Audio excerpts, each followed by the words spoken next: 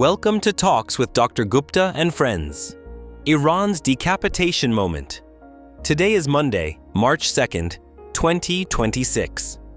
Emerging reports indicate that coordinated airstrikes by the United States and Israel have killed Ayatollah Ali Khamenei, the central pillar of the Islamic Republic's political and ideological system.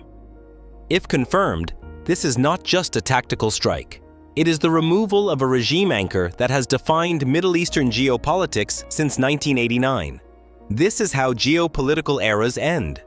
Not gradually, but suddenly. The immediate military outcome is clear. The strategic outcome is not. Because the most dangerous phase of regime collapse is not the strike itself. It is the vacuum that follows. Power vacuums do not remain empty. They attract competing forces. Internal factions, external actors, and economic shockwaves, all racing to define the next order. What matters now is not what was destroyed. What matters is what replaces it. Let's first consider the internal vacuum. Inside Tehran, the atmosphere is defined by paralysis. When authoritarian systems weaken suddenly, populations do not move immediately toward freedom. They move toward safety. Schools close. Banks restrict access. Families stockpile essentials. Highways fill with outbound traffic. This is not revolution. This is uncertainty. The assumption that popular dissatisfaction automatically produces democratic transition ignores institutional reality. Real power does not sit in public squares. It sits with armed structures, and in Iran, that structure is the Islamic Revolutionary Guard Corps. This force exists not to defend borders, but to defend the regime itself. It controls weapons, intelligence networks, and significant economic assets. Leadership removal weakens command. It does not eliminate capability. Cornered power structures rarely surrender. They consolidate. They resist. And if necessary, they turn inward. History shows that institutional survival instincts are stronger than ideological collapse. Now comes the strategy gap. Public messaging from Donald Trump has emphasized that Iran's future should be determined by its own people. But strategy is defined by mechanisms, not rhetoric. There are only three pathways after regime decapitation: orderly transition, internal consolidation, or systemic collapse.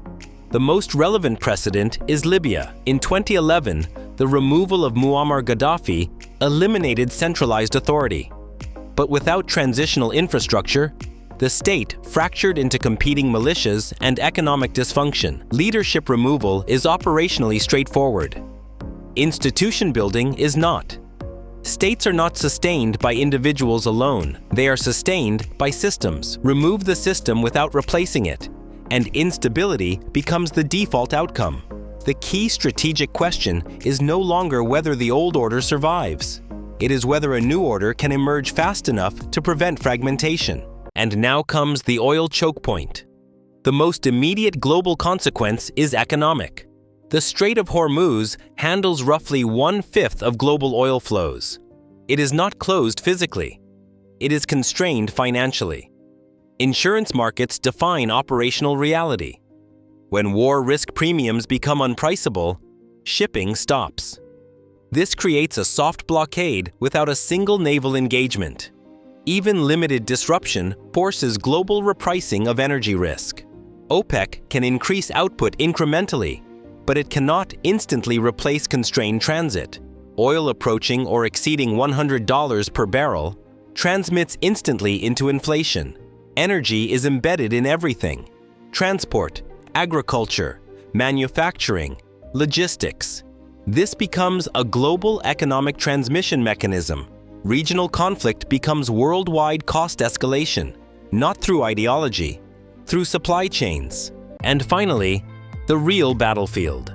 Regime collapse narratives often focus on liberation, but history focuses on aftermath. Power removal creates three simultaneous contests: a political contest for legitimacy, a military contest for control, an economic contest for stability. The ultimate outcome will not be determined by the strike itself, but by what fills the space left behind. Stable transitions require institutions. Absent institutions, power fragments. And fragmentation produces prolonged instability, not immediate freedom. The defining variable now is not military capability. It is institutional succession. Because history's most dangerous moment is not when a system is challenged, it is when a system disappears. The question now is simple. Will this moment produce reconstruction in Iran or prolonged disorder? The answer will shape global stability, economic conditions, and geopolitical alignment for the next generation. Thanks for listening to Talks with Dr. Gupta and friends. Stay safe, stay curious, and happy new thinking.